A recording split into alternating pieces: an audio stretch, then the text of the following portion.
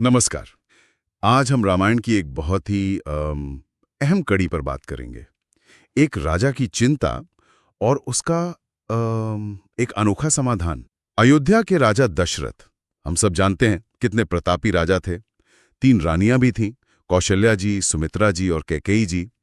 लेकिन एक बहुत बड़ी कमी थी, कोई संतान नहीं थी। और ये सिर्फ घर की बात नहीं थी, ये तो पूरे राज्य के भविष्य का सवाल था, है ना? मतलब वंश कैसे आगे बढ़ेगा, उत्तराधिकारी कौन होगा। तो आज इसी कहानी को थोड़ा खोलते हैं, देखते हैं कि राजा दशरथ ने अपनी इस चिंता को दूर करने के लिए क्या किया। उन्होंने सबसे पहले अपने कुलगुरु जो थे ऋषि वशिष्ठ, उनसे सलाह ली और सलाह मिली एक खास यज्ञ करने की, पुत्रेष्टि यज्ञ।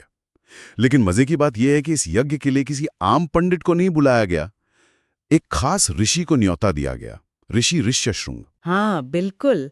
और ये चुनाव ये दिखाता है कि मामला कितना गंभीर था। ऋष्यशृंग जी को ऐसे यज्ञों का विशेषज्ञ माना जाता था।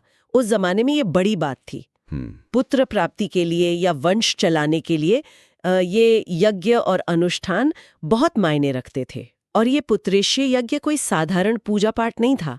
हमारे स्रोत बताते हैं कि इसमें बहुत बारीकी से मंत्र पढ़े जाते थे, आहुतियां एकदम सही तरीके से दी जाती थीं। जरा सी भी गलती सब बेकार। तो एक तरह से ये राजा के विश्वास और ऋषि के ज्ञान दोनों की परीक्षा थी। सही कहा।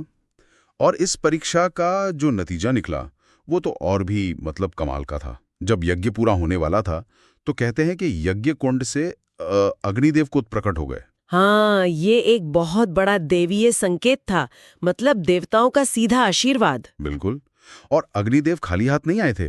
उनके हाथ में सोने का एक बर्तन था, उसमें थी दिव्य पायस, एक खास तरह की खीर समझ लीजिए जी। और वो पात्र उन्होंने राजा दशरथ को दिया, साथ में पुत्र होने का वरदान भी। वो पल होगा जब राजा की सारी चिंता, सारी निराशा वो एक उम्मीद में बदल गई होगी। बिल्कुल। और इसके बाद जो हुआ वो भी बहुत दिलचस्प है। उस पायस का बंटवारा। राजा दशरथ ने वो खीर अपनी 3 रानियों में बांटी।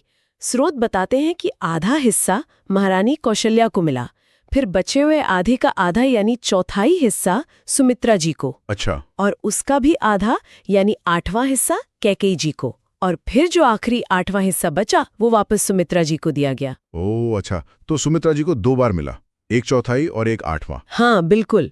तो कौशल्या जी को सबसे ज्यादा, फिर सुमित्रा जी को और फिर कैकेयी जी को।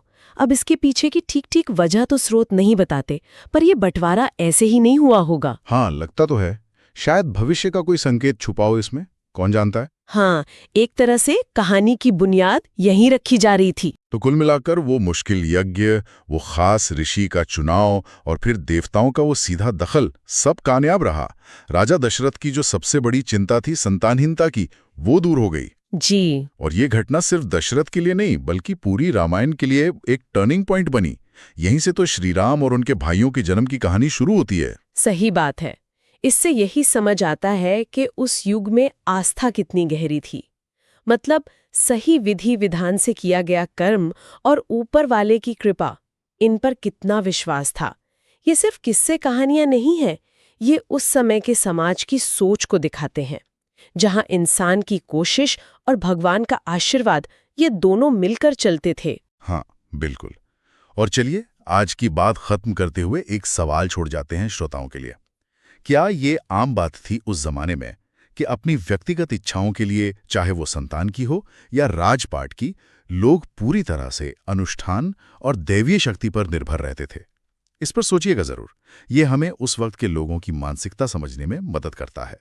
इसी विचार के साथ इजाजत दीजिए। नमस्कार। नमस्कार।